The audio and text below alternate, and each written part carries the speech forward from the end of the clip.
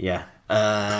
Okay. I mean, I'm recording, so one big sniff and then I'm ready to go. I'm ready too, man. I'm hitting the timer now.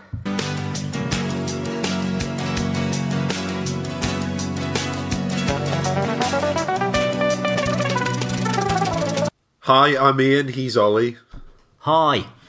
We're both guys. We're both with the sniffles, but we will persevere for 2019's first episode of the Guys on Film podcast. You're going to gain a lot of knowledge with the abundance of trivia in this sode. Abundance. Yeah, Ted Bundy and Ed Gain a lot of knowledge. Oh, I thought you were trying to fit my name into abundance. No. Ian. No, but that should give you an idea of what the sode is all about. Shit. Yeah, if you haven't already read the the title of the episode. So we're going to be talking about serial easy for me to say. Serial killers and detectives. Yeah. In the movies. Yeah. Sounds pretty good. What else have we got? Well, we've got a Segi one that I've written, which is... here we go. It's a Segi one about Japanese movies, because I've just spent some time in Japan. Wow. So, there's a little quiz, and I'll be testing you. I think we should do it at a pretty high pace, just so you can quick fire answer these questions. Okay. Some of them are tough, some of them are no-brainsers. Okay, that sounds great. And then our deep dive is going to be on, like we said, serial killers and detectives who are trying to find them. Yeah. Some of the best, some of the worst, some of the tropes that that those films have in them, some of the procedures that the detectives have to go through. Yeah. All good stuff. Yeah, I reckon so. And we just crack on with it? We should crack on with it, yeah. Let's do that. Jingle. I'm just going to have I just need a quick sniff. Hold on. Me too. I don't know, maybe a blow my nose. Guys on film. Yeah, but guys, we're talking about film. It's the Guys on Film podcast for real. You know what guys talk about film. It's the Guys on Film podcast for real. Segi 1. Yeah. So this is a Japanese movie quiz. I tried to come up with a good name for it. So there's a sort of phonetic version of English words in Japanese, and when I did a translation to that, it just came out as Segmento 1. Oh, right, okay. Which is like, okay, fine.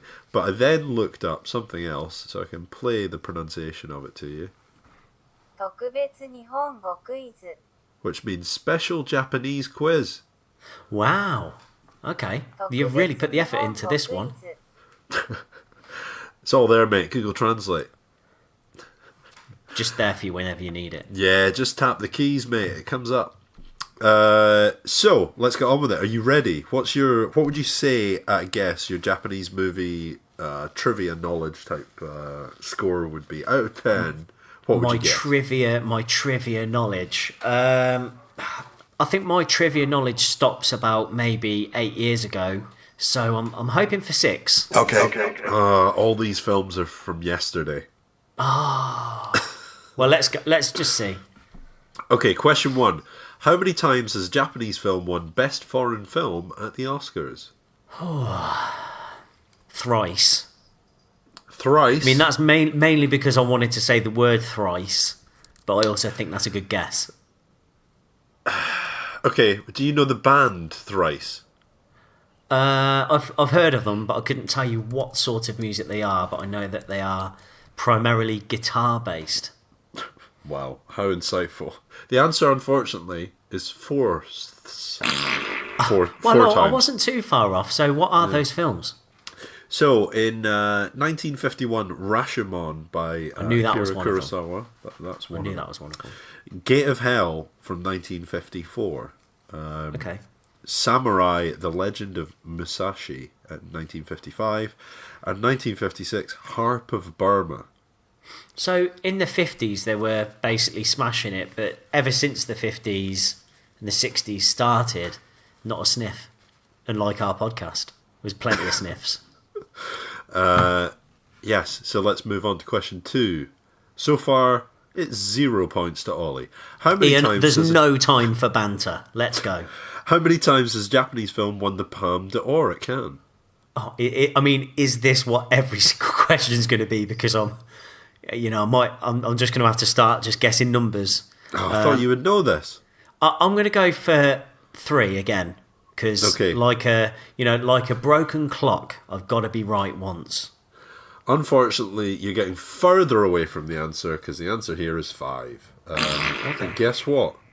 I don't have the list of the winners. Question 3. Brilliant. Fantastic. What's the name of the Japanese movie company behind Godzilla? Is it A, Toho, B, Toyo, or C, Toto? Toho. Correct. Great. That's 1. Which on is the an board. anagram, Ian, of hoot. Yep. Correct. Do I get an extra point for that? No. Toyo, of course, make tyres, and Toto, as I found out on my trip to Japan, make toilets.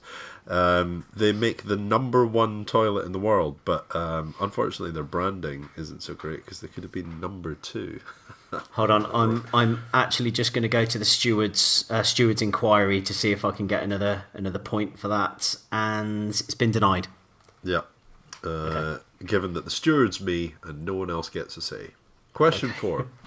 What was the name of the 2016 Japanese live-action installment of the Godzilla franchise?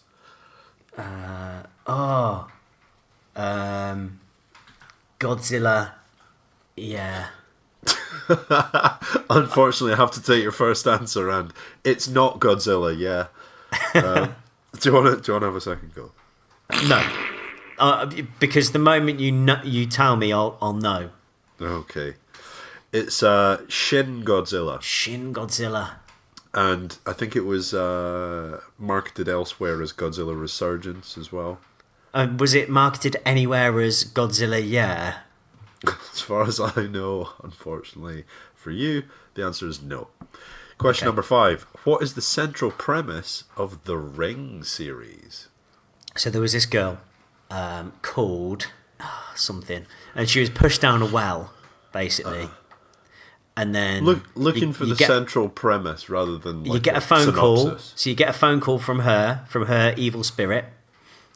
Okay, and then you basically have 7 days, and then you're going to die. And the way you die is she comes out of like a TV or something like that, and she gives you a big fright. I think I'm going to give you this. You know what you're talking about. I had the official answers as... What's her name? What is her name? I forget. Would you like me to do some live lookup?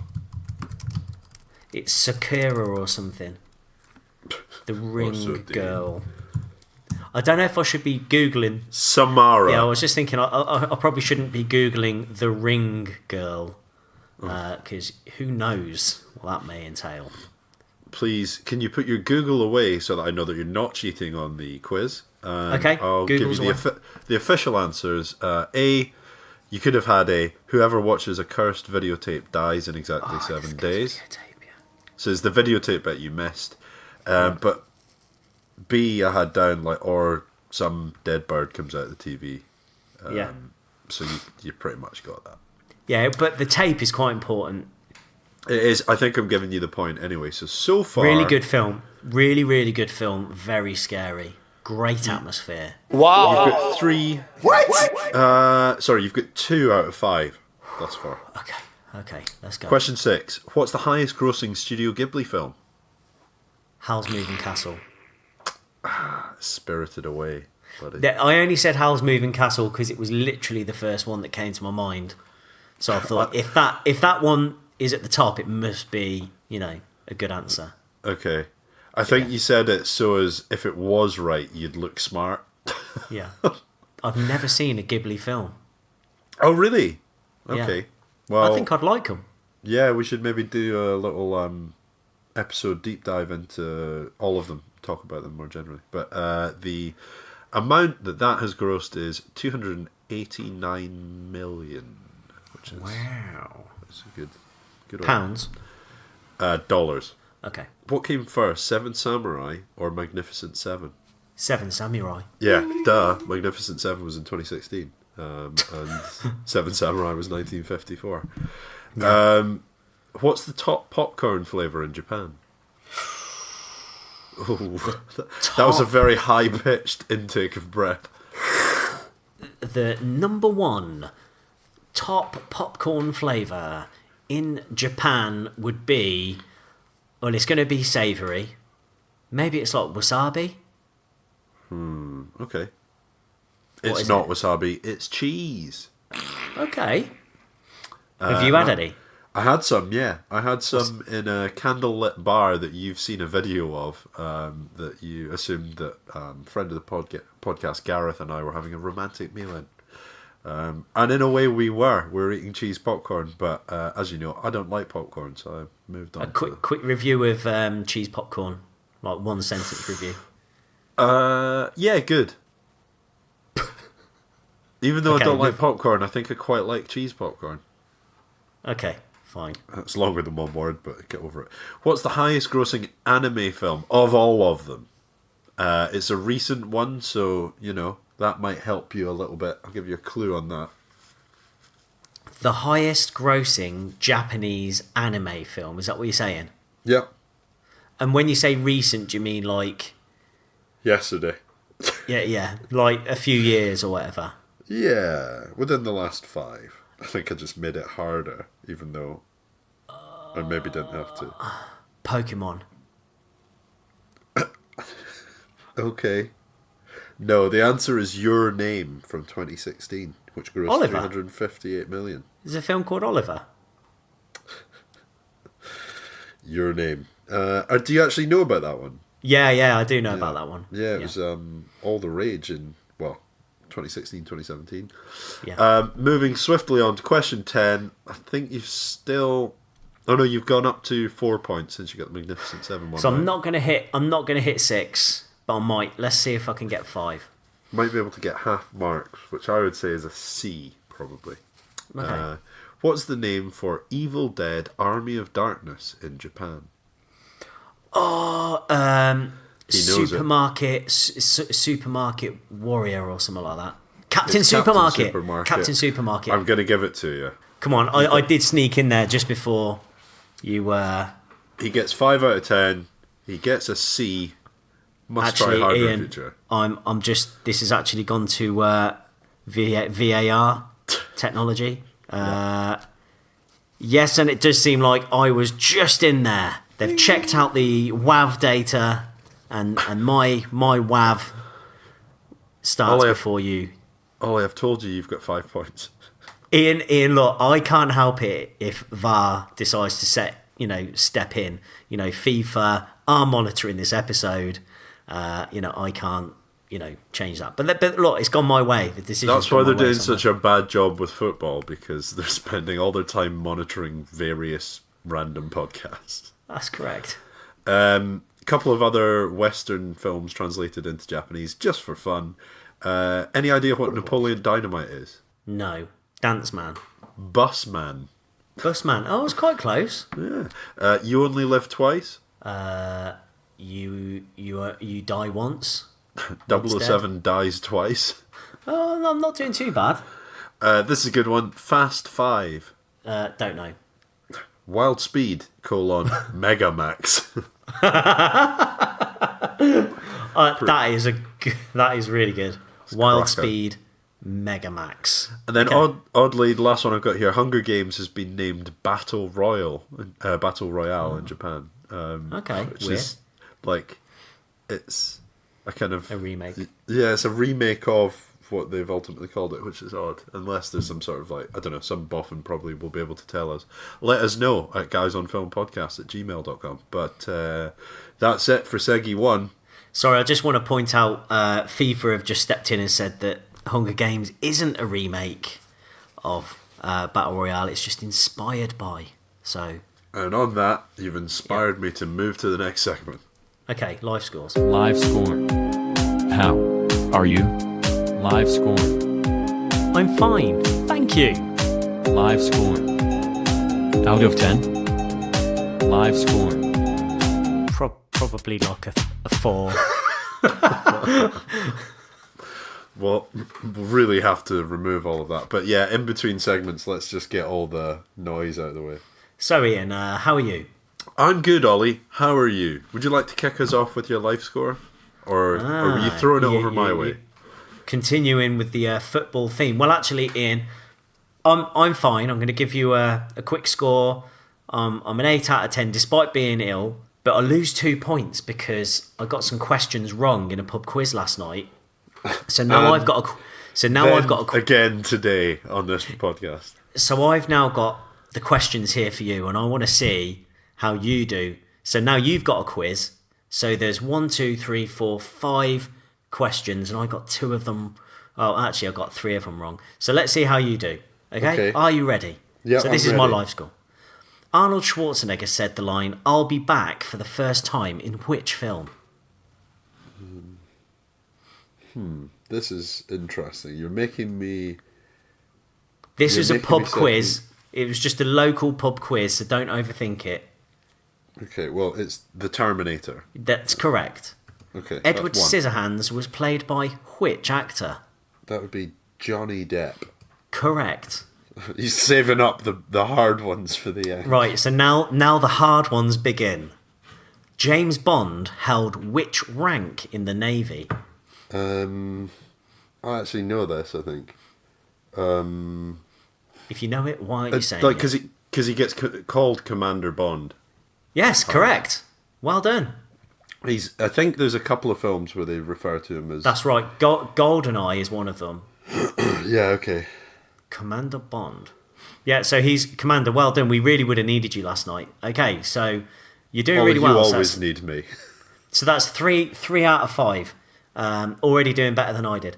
Who starred opposite Michelle Pfeiffer in Frankie and Johnny? Oh, shit. Yeah. I'm going to go for...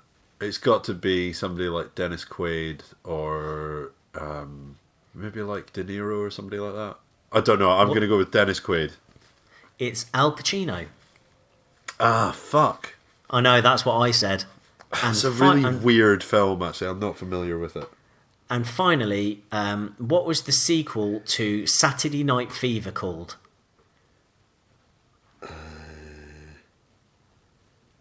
Hold on. So Saturday Night Fever and fuck, it was directed by Stallone, and I've talked about it on this podcast before. You have, yeah.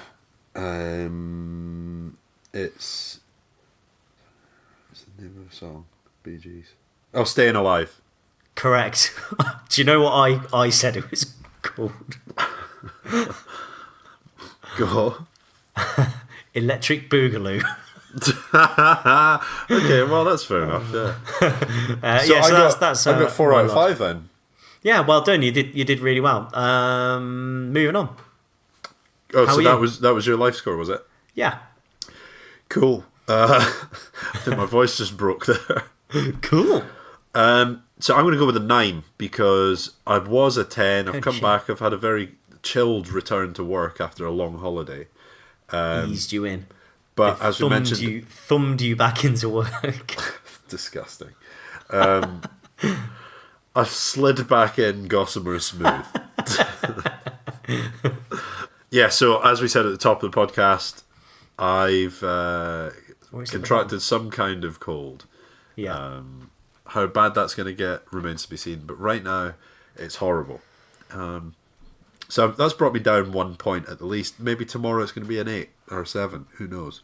But I was just going to mention a couple of different things. So I went to Japan. It was wonderful. Wow. Highly recommend people visit Japan. We went to Tokyo for 5 days. And we saw some wrestling in Tokyo. And then went to Kyoto for 7 days. And it was lovely and full of memorial sites and shrines and gardens and all sorts. So it was nice. Okay.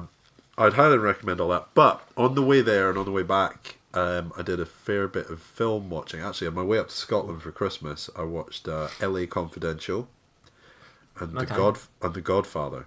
Okay. Liked Heavy. both of them. Okay. I mean, I've watched The Godfather quite a few times before, but I think I kind of only ever watched half of LA Confidential before. And you know what? It's much better when you see all of it. Yeah. So yeah, I like it's the bit great. where Russell Crowe breaks the chair. Oh yeah, That's a good bit. where he's going mad in the office. Yeah, and he just like squeezes it and it breaks. Gets really angry. Tough guy Crow. I watched 1 Hour Photo on the plane. Weird one, but I actually really liked it. Yeah, very good. It's strange. At times it looks like some beautiful art film, and the cinematography makes you go, they put that together nicely. At other times it looks like a TV movie. It's a kind of weird one from a visuals point of view. A weird beast. A weird beast. I watched Christopher Robin on the plane. A lot of people... Here he is. So a lot of people have given it stick because it kind of seems to depart a bit from the Winnie the Pooh books and whether or not they're alive or they can come alive. You know what? Fuck all that. Well, don't get too serious about a kid's film. Like, the sentiment's nice. I cried numerous times on the plane. It's good. I would highly recommend. Were you hiding your tears or were you making a big show for everyone? Big song and dance? I was down on my knees in the aisles. No! No, it was at the point in the journey where they dimmed the lights so that everybody can get some sleep. So I don't think anyone else noticed. Unless they did, of course. Unless you were sitting off to the side of me, watching me. And then recently I watched Split in preparation for going to see Glass. Now, you saw Split before. I seem to think that your review of it was something like, yeah, it's pretty good, but nothing special. My review of it was fairly boring. There was a few peaks. There was a lot of troughs. And it just felt like it was a film that was purely made for the ending almost. It kind of would have been a pretty shit film had it not been for the, it's all connected to the Unbreakable universe. Yeah. That's it. That's my opinion. How much do you reckon they paid Bruce Willis to be there? Well, here's the thing. And like, look, I'm not going to rag on M. Night Shyamalan because, you know what, I like a lot of his films. I think they're good.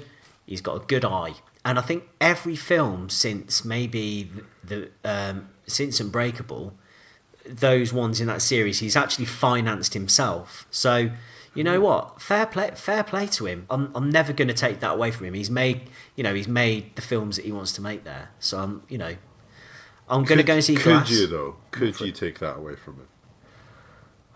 I might try. Yeah, I saw. Well, actually, I had a question about it that I was going to pose to you, but you've kind of answered it already. But I was going to say, is the Unbreakable franchise actually good story-wise, or is it all just a reason to give M. Night Shyamalan a budget to do another movie? But in actual fact, if he's doing it himself, there's got to be some level of passion there to just get him done. Exactly. So I mean, he likens Glass to One Flew Over the Cuckoo's Nest. I hear. He's just making the series that he's passionate about and he wants to make. That's his vision. He's paid for it. It's his money. He can do what he wants. Okay, so I've paid for that. When he's finished filming it, he just hands some cash over to the guy at the desk of the filmmaking place. They just like ring up on a register. Okay, right, so how many days? Who have you got? Bruce Willis, yeah? How many days? 8 days? Okay, fine. Samuel L. Jackson, yeah? Okay. You had this lens, you had that lens. You get 20% off Sam Jackson if you go for Bruce Willis at the same time. Special deal. Okay. So basically that's how it works. 12.5 million for you today. Sold. Okay, so right, funny. let's move on. Really, I think those are the films that I've gone through. I'm gonna go see Glass. Why don't we do an M. Night Shyamalan episode as well? And it's got to have a twist. Does it? I was gonna ask you as well. Does he get stick for all that twist stuff now because he still does it, or does everyone just say that about him? I haven't seen enough of his more recent ones. I don't think he always does it. I think he always tries to have, something clever in there or something that subverts something. But, so what? That's his style. You're going to start, like, having a go at, like, Rob Zombie for making all his films unbearable. Yes. Okay. I mean, that's his style. I've seen you talking about this on social media. It's your hot topic, obviously. So let's move on. Okay. Before we start on serial killers and their detectives, how do you rank Hercule Poirot out of 10? Where 1 is mustache prick and 10 is fart sniffer. He's definitely closer to a 10. I mean, he's good. He's good. Did you see the Malkovich thing at Christmas? No. Okay, John Malkovich as him. I just basically couldn't bear it, but I don't think it was aimed at me really. I did see John Malkovich in The Bird Box, which everybody's been talking about, and he likes acting, doesn't he? Give him that. That's a very good review. Yeah, that's a good review. Yeah. Okay. I think Let's you get your move on. point across with that. But anyway, I mean that was related to the deep dive. He's a detective, isn't he, Poirot? Yeah. Let's get into this deep dive. Facts, data, information must have put a lot of effort into this one. Information overload. I think I'll probably double check that. Ian, Oliver. what is a serial killer? It is a killer what has done it lots of times. Okay. And probably with a sort of like common theme to the slayings as well. Well, this is one of the things that Here we go. I wonder about. What do you mean, here we go? So, one of the things that I've written down, I've written a list of procedures that the police in these sort of investigations seem to go through. So, shall I just list those off and then we'll see where we are, right? So We'll see if they come up again. Yeah, okay. They're going to look at physical evidence. They're going to look at the crime scene. They're going to then link up locations, timings, and stuff like that to see if there's a pattern. Yeah, exactly, with string. Yeah. They're going to go and chat to the friends and family, maybe ex-boyfriends, etc. Could they be ruled out? What's the modus operandi? Yeah. No, what is it? I don't know what it is. Yeah. Just saying yep now. So are they leaving hallmarks, basically, that can be noticed and kind of be their trademark? And then is there something that can they lure them into some sort of dialogue Trap via phone, some sort of note or something through the press? Through the press is quite regular in these sorts of films. Yeah. So anyway, thinking about all that, a lot of the detective dramas on TV and films, I think, lean quite heavily on killers always doing it the same way. And yes. so serial killers, I think there's obviously like a lot of people who will know better than you and I that their psychology is such that it's not just because they've been in a rage, it's because they've planned this out to some degree, right? Or it's something that entertains them. But like I watched an interview a couple of months ago with a serial killer. I forget his name, but he was linked to the mafia. Was the program called Interview with the Serial Killer? It wasn't actually. It was from, like, I don't know, something from the 90s on YouTube. But this guy had killed like 120 people or something like that, and it was to do with. Oh wait, I will not put an Owen Wilson thing in there. That was very. Yeah, won't do it. Won't do it. But that was a lot more to do with like functionality, as in he was doing it because he's part of the mafia, and then afterwards he was doing it for kind of pleasure. But yeah. All I'm getting at here is it's a little bit too easy. What's the word? It's a little bit too convenient in these films for it to be like, oh, he always does this, or his trademark is to wipe down the wall before splattering the blood against it or whatever. I don't know. It's just that feels too convenient to me. But I guess it makes it easier to write a film. Yeah, exactly. Yeah, exactly. I mean, they can't really have a killer where he's just like, doing like loads of random things all the time, because it would just make the investigation really. Well, I suppose that's Seven, isn't it? But then he's not doing the same thing, but he's following a pattern, I suppose. Yeah. And then they have to figure out the patterns. That's another thing. Patterns, yeah. Okay, so would you like to chat about any particular films in any particular order? I have some notes on a variety. Same. I mean, I've mostly been watching the Hannibal films, and I've got a lot of stuff on that. So what I would say is if you've got any non-Hannibal films that you want to talk about, say Copycat, or Seven, or Zodiac, or something like that, let's do that first, because I think the Silence of the Lambs, Manhunter, Hannibal, Red Dragon, all those, I think they're quite key films. You know?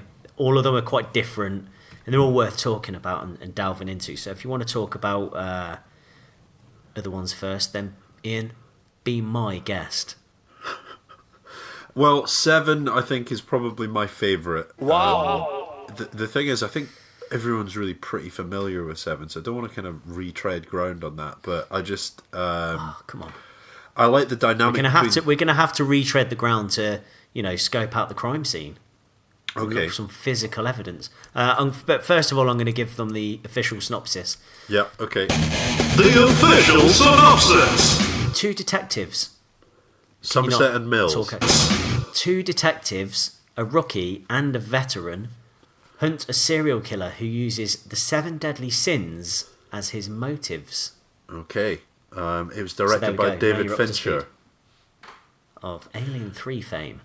Who I think, it's kind of not commonly, but I think quite a lot of people do think that David Fincher's Seven is kind of one of the best fictional serial killer films. And then Zodiac is one of the very best of a sort of factual nature. So the Zodiac killer stuff is all true and set in West Coast US from, I think, 1960s to 70s. So interesting that he's done such good work in this area, but then not gone back to it. Maybe he's just done and dusted it all. No, he isn't. He's basically also done the TV series called Mindhunters.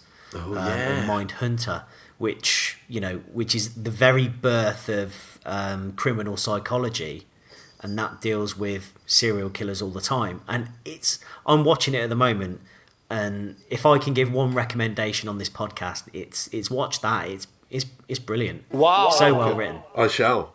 It's very harrowing. It's very harrowing. Just not in the gore or the violence or anything like that, but they start profiling and having interviews with serial killers, which was a kind of new thing. Before that, once they were in jail, they were just in jail. That's it. But these two sort of pioneers, they go into these institutes and they interview the serial killers to try and understand how they got there, why they did it. And those conversations, those interviews, they're tough, but they're very good. It's very, very good. So, big recommendation from me. So let's get back to Seven. On the harrowing meter, it's swinging all the way up to very. Yeah. Yeah. So, you reminded me of that. I started that and then didn't continue with it. But with Seven, I rewatched it recently, and it is this comes back to this thing of can you ignore what people do outside of their art? But Kevin Spacey's in it, obviously. Yeah. But I guess in this role, since he's a creepy bastard anyway, maybe it kind of sits okay. But yeah, I don't know. It was kind of a little bit. It does. It's a distraction, I think, more than anything, because you're like, oh. Yeah, he's a wrong un. Yeah. So, it's one of my favourite films. I've rewatched it many times. I like the dynamic between Somerset and Mills. Somerset has this thing where, obviously he's quite... he's older, he's almost retired, he's kind of seen and done it all, but then in the last few days, he's quite philosophical about things. He teaches Mills... it's quite nice seeing the moment where I think... in the stairwell, there's a journalist who takes a picture. And it's because one of the police troopers has let them up the stairs. And I think obviously that is actually Kevin Spacey, but you can't still see him. But 1 point. Has taken tips. A trooper has taken tips to let them upstairs, and it's just something that Brad Pitt's character Mills has not really thought through. But Somerset just gives him the guys make good money from taking these sorts of tips. So that's kind of cool. But even Somerset in his last couple of days learns something new. It's kind of like he's seen that, done that. He hasn't got any more challenges, and then this final case is kind of probably his most challenging. So that's kind of cool, and I think it's just acted really well by. It definitely. Brad Pitt is great in it, and Morgan Freeman, and actually Kevin Spacey. To be honest, Kevin Spacey is really good in it. Did you see this weird thing that he did?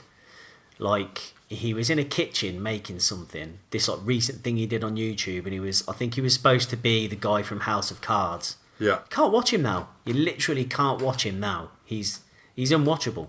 I get your drift, but it was too difficult to watch it.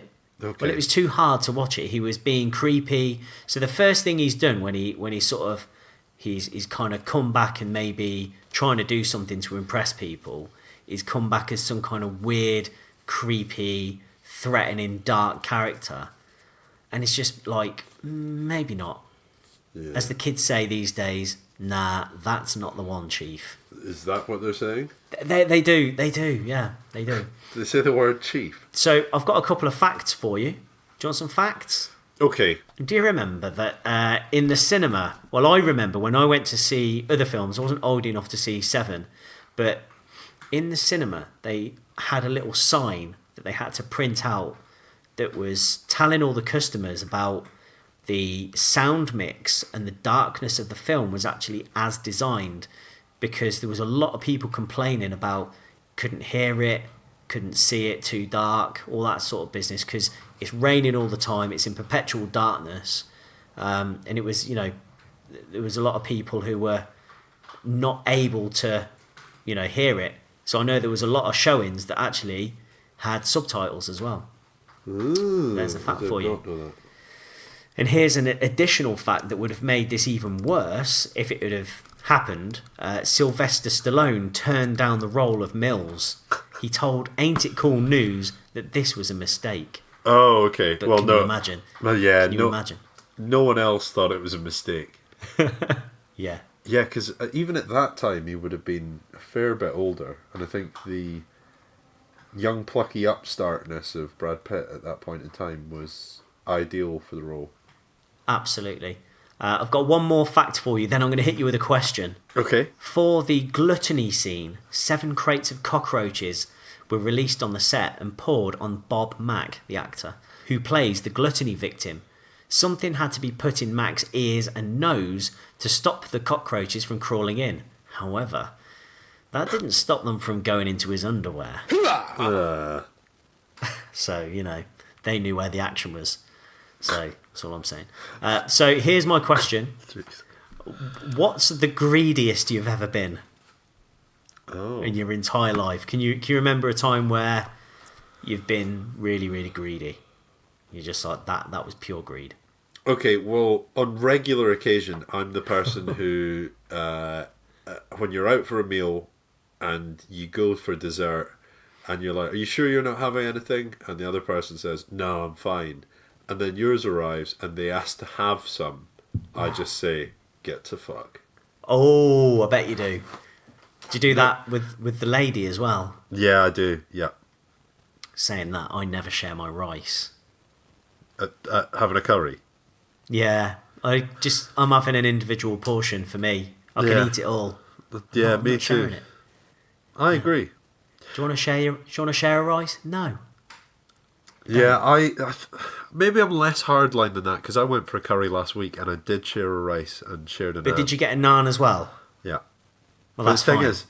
Okay, here's the thing. Here's more greed. But every time I get a curry delivered to my house, I get a rice and a naan, and sometimes a starter. And can you finish it all? Or is there leftovers? I can definitely the rice, naan, and curry in one go. But if I have the starter as well, I'm probably going to space that out over 2 sittings. So what's the starter? I don't know, all kinds. Like a dal, chicken chat. I don't know, whatever you want, mate. Can we start a podcast called Chicken Chat? Yeah, we should. Yeah, okay. Cool. I actually had a curry when I was in Japan, and for the first time ever, I drank a sweet lassi. Okay. I bet that made you laugh as a Scotsman, didn't it? It made me go, that's nice. But what was funny about it was, on the menu you could get this sort of thing where you got 3 small pots of different curry varieties, and then a small pot of rice, and like what I will say is the biggest naan I've ever seen in my life. Wow. Okay. And it said plus soft drink, and the guy would Brian Cox, the astrophysicist, have a hard time describing how big it was? Yeah, I think so. Yeah, and so my travel partner Gaz was asked what drink he would like, and I just wasn't, and they just delivered me a sweet lassie. It's like, cool, sure, I'll drink that, and it was nice. So there you go. Curry stories with Ian and Oliver. So I actually had a question, which was, if you had to come up with your own brand new set of 7 sins, what would they be? That's too many. I might be able to give you one more. Give me a couple of sins that irk you or rub you up the wrong way. It's mostly social media related, really. Okay. I think posting about what cool place you're working in today and saying today's office. I hate it. That's a sin. Don't do it, because it's not. It's not an office, and you know that it's not a normal thing. Yeah. It's irregular, so don't do that. Today's a regular office. Yeah, just boasting. Just boasting. Is that a sin? Boasting. Yeah, I think so. That's pride, isn't it? Yeah, I suppose. Yeah. Is Rob Zombie a sin? No, I don't think so. I think making that sort of film might be, but no, not necessarily. I think probably there's a lot of sins to do with noise. I don't think they've covered sensory sins. So as that Bible. Lot. Yeah, that lot. Yeah, that lot. Maybe some sensory sins like eating too loud, especially in the cinema. Or while you're watching some film at home, and you know how like on TVs you can never really hear the dialogue, and then you turn the dialogue up, and then the gunfight starts, and then it's like too loud, and then if someone's eating during the dialogue you can't hear it. Nightmare. It's a sin. Smells also sin.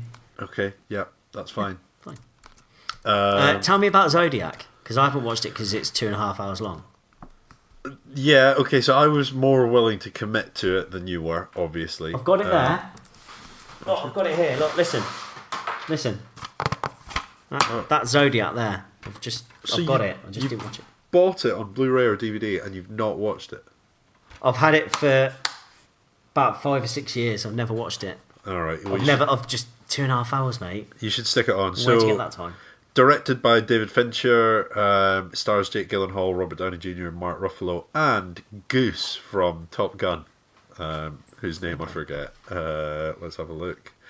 Anthony Edwards. Anthony Edwards. Yeah. So also Brian Cox, it says.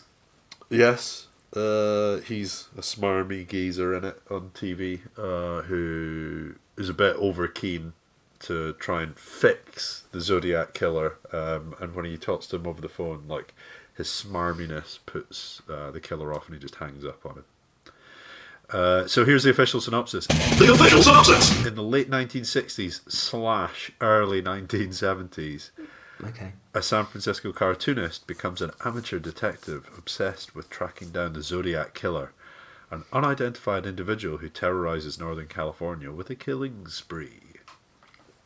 So that would be quite scary. I enjoyed it. It's with these things that are historical and true. I don't think it's a spoiler to just explain a bit about what went on, right? So yeah. Here's the thing: with a lot of these, you get a satisfactory ending where, like, the detectives track the person down at the very least, right? Yeah. With 7, albeit, you know, like, the kind of shockingness of what happens at the end, it doesn't all tidy itself up very nicely, but at least you come face to face with the killer and you kind of see it all wrap up. With Zodiac, they've got a really strong idea of who the person was, and nothing's happened since that person's death, but there was never any kind of finality to the whole thing. So if that's what you're looking for in a film, maybe this is not the one for you. I'm not going to go too far into it because I'd like to give us enough time to talk about the Hannibal stuff. But I will just say that Mark Ruffalo, Jake Gyllenhaal, both great in it. In particular, Jake Gyllenhaal is really good. Robert Downey Jr., like, you've just got a problem with him, mate. You've just got to, I think, accept that he's going to be him. And that distracts me a lot in this film. Is he like a fast talking Tony Stark? Yeah. And like, okay, well, you could say that in a way where you don't appear to want to be the smart aleck or cool guy in the room. So that's the third episode on the trot now where you've made that noise. Yeah. Yeah, the Ryan Reynolds noise. Yeah. Okay. Absolutely applies to Robert Downey Jr. as well. But like, why? Okay. What is it about him that makes him need to be the cool guy in the room? Answers on a postcard, or actually, preferably email, guysonfilmpodcast@gmail.com. Can I have a couple of minutes on Copycat? Do it, because I've seen it as well, so that's handy. Official synopsis. The official synopsis. One man is copying the most notorious killers in history, one at a time. Together, two women must stop him from killing again, or they're next. Starring Holly Hunter and Sigourney Weaver. I liked it. Wow. That sounded I thought it was quite good. Like a protest. Well, here's the thing. It's like, it came out 1 year after Seven, right? So it obviously is nowhere near as good as that. But for a Sunday evening, chilled serial killer one, it's fine. Yeah. It's got some great 90s tech in it. Some real hilarious scenes where it's amazing, where the serial killer is making GIFs and kind of weird, badly, MS painted, creepy things, and they're just brilliant. They've aged terribly. Yeah. It's got some Sigourney Weaver panic acting in it, which is always fun. Where she starts, hoo. Yeah. Okay. Where she starts doing that. Can you do that again? No, leave it's it impossible. to the professionals. Yeah, leave it to the professionals. And Holly Hunter, I don't think I've ever actually seen her in a film before. Have you just heard her in The Incredibles? No, I think so. But like, her detective in it is one of my favourite investigator/detectives now. She gives no shits. She's practically never ever wrong. And yeah, she's just basically mega sassy with everybody, but can back it up because she's completely right every single time. I think I like my detectives a little bit more fallible than that. But if you want an infallible one, I think she's cornered the market. Okay. Did you notice the scene where I talked about the takeaway food? But you got it the wrong way around. It's actually Holly Hunter. So Ian said that there's a scene where Holly Hunter and I think it's Monaghan, the name, who is basically her sort of co-detective, were getting some takeaway, and he's gone and got Japanese food, and she wants a cheeseburger, and you thought it was the other way around. It's actually Holly Hunter that was not after the Japanese food. The foreign stuff. She wanted the all-American cheeseburger. Okay. So you did get it the wrong way around. But, I enjoyed it. So it turns out, looking at the dates, that this actually only came out about a month after Seven. Okay. September to October 1995. But it's interesting because... Yeah, how could they have known? But also, it just shows how sort of forward-thinking Fincher was, really. Because this is kind of very much in the style of loads of the other films that were out in the sort of early 90s. I also watched The Bone Collector, which I thought was pretty crap, to be honest. Denzel Washington playing Denzel Washington. albeit with like a sort of debilitating illness, but he was acting like himself. But the same thing struck me with that was that it was from, I think actually a couple of years after Seven, but it still looked massively dated for Seven. Well, basically, It's just I think aged really well. Denzel actually turned down a role in Seven, and I believe that he regretted it so much that he wanted to do something similar, so took on The Bone Collector as kind of to see, to have a go at that sort of thing. Right. But I just wanted to read you a 10 out of 10 review of Copycat. Okay. Because it's not a 10 out of 10 film, but this person thinks it is. So Copycat is a perfect suspense thriller that has no flaws at all. It starts off when Helen Hudson, Sigourney Weaver, is at a campus and doing a lecture about serial killers, but she gets more than she bargained for when psychopath Daryl Lee Cullen, who's played by Harry Connick Jr., almost kills her when he kinda hangs her. She is so traumatized by this experience that she becomes an agoraphobic, which was a pretty good line in the film, where I think Holly Hunter says that she's agoraphobic, and her co-detective says, well, she's afraid of spiders too. I thought that was quite good. It's quite a good line, because he says it like, he's just thick. So she becomes an agoraphobic. Then a murder occurs when a woman is strangled by a pair of leggings. Not with a pair of leggings, but by a pair of leggings. So in the whole film, they're hunting a rogue pair of leggings. Helen They shouldn't have called it Copycat. They should have called it Killer Leggings on the Run or something. Exactly. Back in the habit. Helen soon knows that they have a copycat killer on their hands. She teams up with the ambitious FBI detective Monahan, and the two of them investigate further into the killer's whereabouts and which serial killer he will copy next. Best movie ever. So, there you go. That's interesting. There's a lot of passion for a film that is pretty much a kind of... middle of the road, yeah. Yeah. It's bang in the middle. It's good when you're in it. It's enough to take up all your attention whilst you're watching it, but it is pretty middle of the road, really, isn't it? Okay, Ian, we've got about 10 minutes left. Let's get on to the main event. Can I, first off, just do a big nose blow? Thanks very much. So, can I maybe let's start. Let's just you can start me off with Manhunt, because I know that you have basically a permanent semi over this one. So tell me about Manhunt. So, Manhunter is Michael Mann's film. Do you know about this guy? I know about this guy, yeah. Do you? Yeah. Well, but why don't you tell me more? Have you seen both Manhunter and Red Dragon? I've seen Red Dragon within the last week. And Manhunter, you must have seen at some point. I've seen that within the last decade. Brilliant. That's enough. So, the official synopsis. Former FBI profiler Will Graham returns to service to pursue a deranged serial murderer named the Tooth Fairy by the media. It's starring William Peterson, who people might know from like NCIS or something like that. Yeah. A bit later. I think he's amazing in it. Wow. Yeah, he is, yeah. His hair's cool. His hair is really cool. And his jackets. It has Tom Noonan playing Francis Dollarhide, who is the Tooth Fairy.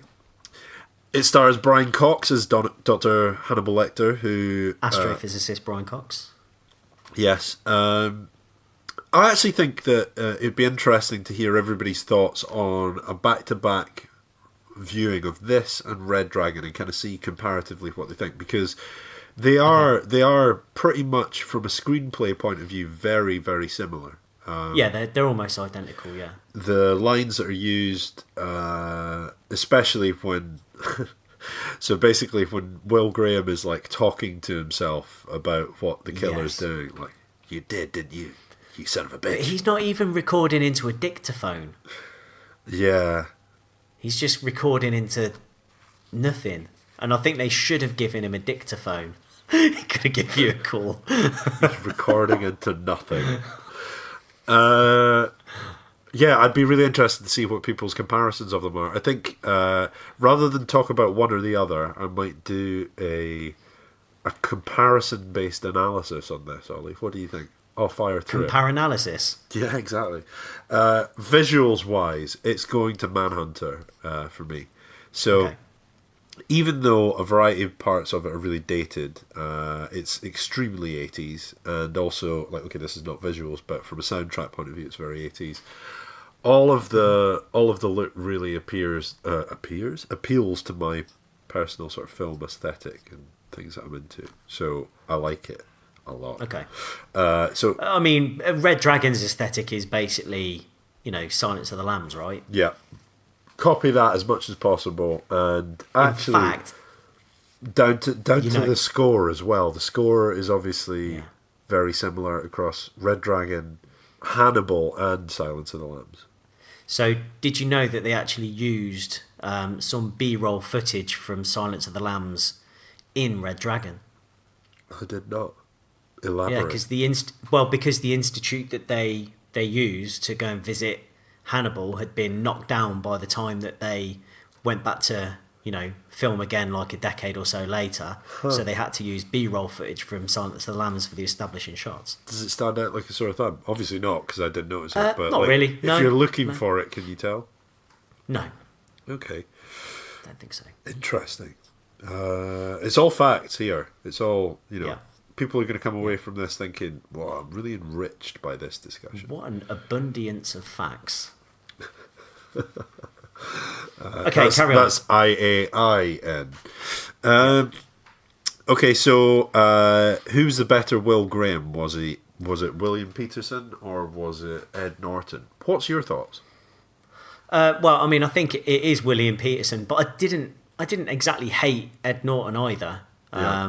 I mean, he's got his frosted tips. He's bleached his hair a touch, but I didn't hate him. I thought he was fine. In fact, just so I can get it all out the way. So I watched Silence of the Lambs first, and I loved it. I just thought it was brilliant, brilliant. I haven't seen it for a while. I just thought it was amazing. I think it really stands the test of time. It's tense. I don't think it's darker than I remembered it to be. It's kind of grimier and a bit more foreboding, and there's a lot of shocks in there that I can't remember. Hannibal I thought was absolute pish. I hated it. Hated Okay. every minute of it. But Red Dragon, like I was prepared to like just be like, okay, I'll just watch it just cause, and I got into it. Not gonna lie. Yeah. I'm not gonna sit here and commit my voice to WAV and lie to you. I got into it. Voice 3 Thought it was WAV. fine. Thought it was fine. I quite like Red Dragon, actually. It's good. Let's get into Hannibal very briefly with some notes in a second, but let's finish this comparison of these two films, right? So, Okay. who's your favourite Hannibal? I mean, Hopkins in Silence of the Lambs. I like Brian Cox as well. I do like Brian Cox as well, but I do think for me, in that one film, in Silence of the Lambs, I think Anthony's great. But I think he deserved all the plaudits that he got. what about in Red Dragon, though? The one that's the same story as Manhunter? Yeah, he's fine. He's all right. He's not in it that much. He's okay. He's not. Okay, so Hopkins is in Red Dragon much more than Brian Cox is in Manhunter, because by that point it was all about the sort of let's get him on screen as Hannibal Lecter, because he's kind of like a pop icon by then. So he is on screen quite a lot, but I'm going to say Hopkins as well, even though with Hopkins, he comes on screen and he's kind of like enigmatic in a way that you want to watch him more. Especially in Lambs. Whereas Brian Cox is actually like he kind of uses the same lines about like, oh, maybe you can give me your phone number, or when he's like just trying to like test the boundaries with Will Graham. He says a bunch of stuff that's just so cocky and it annoys you. He's kind of become complacent. Well, I mean, it annoys you. Don't tell me what annoys me. No, I just think it's the difference annoys in the performance. So like like Brian Cox is kind of like a repugnant on-screen presence. Like you feel pushed away from him, whereas Hannibal Lecter kind of Anthony Hopkins Yeah, you're pulls entranced you by in. him. Yeah. Yeah, I think so.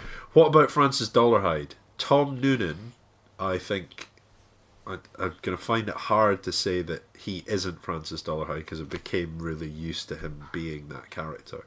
But in Red Dragon, is it Ralph or Ralph Fiennes? Yeah. Ralph Fiennes. Yeah. Is very good as well. It's fine. Yeah, I like them. I like them both. Yeah. Yeah, okay. Which do you think is the better overall film? Is it Manhunt or Manhunter? Manhunter. Yeah, I think that is, but I like the fact that Red Dragon was sort of made as a kind of companion piece to Silence of the Lambs, and I'm glad that they made it because it does do a good job of sort of washing away Hannibal, because basically Hannibal's gash. Well, one of the reasons that Anthony Hopkins decided that he was going to do Red Dragon was because, I think he really regretted how Hannibal went, because they did turn him into basically like this sort of anti-hero, cocky, sort of quipping, tick-tock, Clarice, all that kind of crap. They just wanted to get him into this sort of sinister, horrible villain again. You can't trust him. He's no good. He's always up to no good. So yeah, my notes I like on that it sort of bookends it. My quick notes on Hannibal then. So Clarice, who is played by Julianne Moore instead of Jodie Foster. Yeah. She is scripted to say Dr. Lecter too many times. It's like Dr. Oetker. It's got this weird half rhyme to it that's just shit, and it just keeps happening. Anthony Hopkins defends a punch to the face by gritting his teeth. I don't know if you noticed that part, but yeah. But yet none of them get smashed. Awful, ridiculously out of place staged gunfight at the start of the film. Yeah. It's like, I've just done Black Hawk Down, so I might do a little action sequence at the start. So we should hated say it's directed by Ridley Scott. Terrible editing and slow motion. Okay. Lots of really bad slow-mo. I had a note just on what's the morality of this. Are we meant to root for Hannibal Lecter because he's like, well, I think that's smart and sassy? Like the baddies who kidnap and torture him are only getting him back because he made another guy's life a misery. So it's like, are they really the baddies? Yeah, I guess they kind of try and make him out into this sort of like anti-hero because he only goes after like supposedly bad souls or whatever, which is kind of like... I think people only like it as well because of the last 10 minutes anyway. No, what's that? Where he cuts his arm off and... Hannibal Lecter opens the skull on a man while he is still alive and fully conscious and feeds him his own brain. Yeah, that's pretty good. I mean, it's a good idea. It's done quite badly, and the effects. It's very CG, and he fries it up, and then he's on an aeroplane at the end of the film, and he's got a little bit of the brain left, like leftovers. Like you'd have your leftover curry because you ordered a starter. Yeah. And you've got a little bit of dal left. Ideally, that dal does not have brains in it, but yeah. I don't know how he managed to get that on an aeroplane. I mean, you ain't getting that on an aeroplane. You're not getting your own food like that on an aeroplane. Oh yeah. Yeah. Really? Although when it goes through the scanner in your hand luggage, they're probably going to see that it's brains. Yeah. And then, but a child sitting next to him, like no child would ever do, would say, "Oh, mister, what's that you're eating?" And he was like, "Oh, you wouldn't like it." And then basically the boy really persists, even though it looks like a brain and it looks disgusting. And grey. Like the kid's like persisting, like, oh, like as if he's got sweets or something, like Haribo's or something like that. And the kid's like, "Oh, I want this mystery grey meat." And Hannibal's like, just gives him it. It's just, nah, come on. What a shit ending. That film is absolute, just a dump of a film. Yeah, I hated it. I had a note, feeds child brains, just to remind us that we shouldn't be rooting for him. Yeah, a terrible film. Sorry guys, he is a baddie. What do you think, what value would you put towards paying Gary Oldman to be inside the Mason Verger prosthetics? Could that basically have been anyone? I think that could have been somebody else. Yeah. It turns out that Gary Oldman kind of wanted his name taken off the film. and Because it is bad. and unfortunately, I think Dino De Laurentiis had already, or he'd said it, and then almost like a week later, Dino De Laurentiis went to a press conference and said that Gary Oldman was in it, just to piss him off. Right. Nice. So yeah, he wasn't removed from the credits. So who do you think out of the whole of the Lambs series is the best detective that does the best detective work? Would you say that it's Will Graham in Red Dragon, in Manhunter, or would you say it's Clarice Starling in Silence of the Lambs, or Clarice in Hannibal? Well, it's not Clarice in Hannibal. It's definitely not. I mean, it's not. Okay, so we've ruled We've her out. established She's that. out. Stage 1, group stage, she's out. So it's not. Well, actually, to be honest, I think it probably is Will Graham in Red Dragon if you're just looking at functional police work. Because I mean, that's what I'm asking you. I'm not asking for, sense of style, how he's shot, mood lighting. haircuts. I'm asking for, who are you going to employ?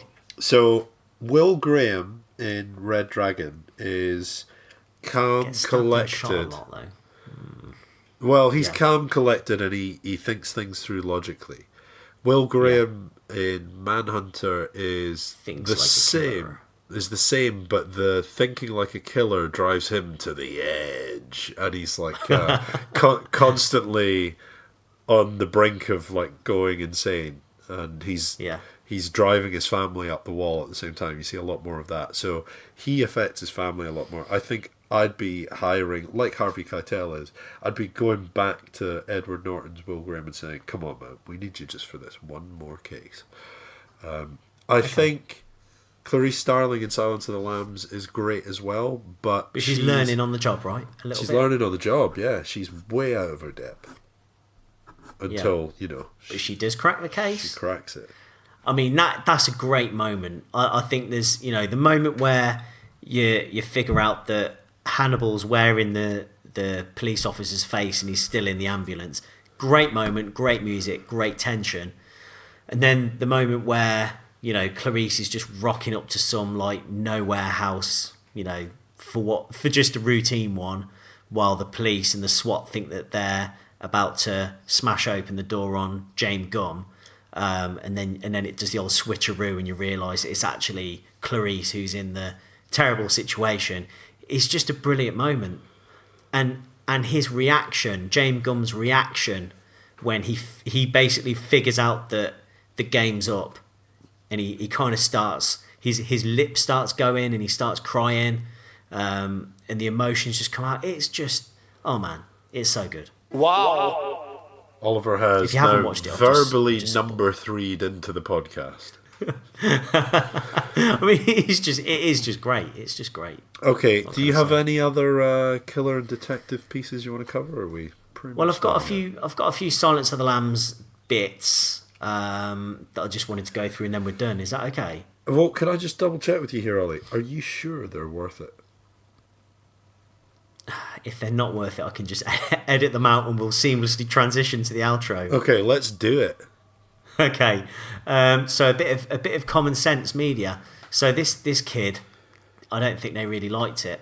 Not worth seeing if you were given one R-rated movie to watch, because that is a big problem when you're a kid, isn't it? That you can only watch one, but still good, especially the climax. I was looking for a good scare when I watched this movie. The first half of the movie wasn't R-rated whatsoever. They had negative moments in it, but it was just boring. The second half dealt with a drag queen, naked at one point, full frontal nudity of a half man, half woman. And there was a lot of swearing in the second half, many violent attacks with creepy blood when Hannibal eats someone. He praises murderers' works throughout the movie. There is a cannibal who talks about eating people constantly. I mean, if you're a cannibal, that's quite a unique sort of thing that you do, isn't it? So you might mention it. A bit like, it's the opposite of a vegan, I suppose. What do you mean? Just... yeah. Vegan. No I thought. offense to the vegans. Yeah, I thought you're suggesting that vegans didn't talk about it, and that's why they were the opposite. But you just mean the meat, no meat. Yeah. Scenario. Yeah. And here's someone that did really enjoy it, and then I've got a quick follow-up question to you. Great movie. and this is also from a child. Very interesting. Not too graphic compared to what I thought it was going to be.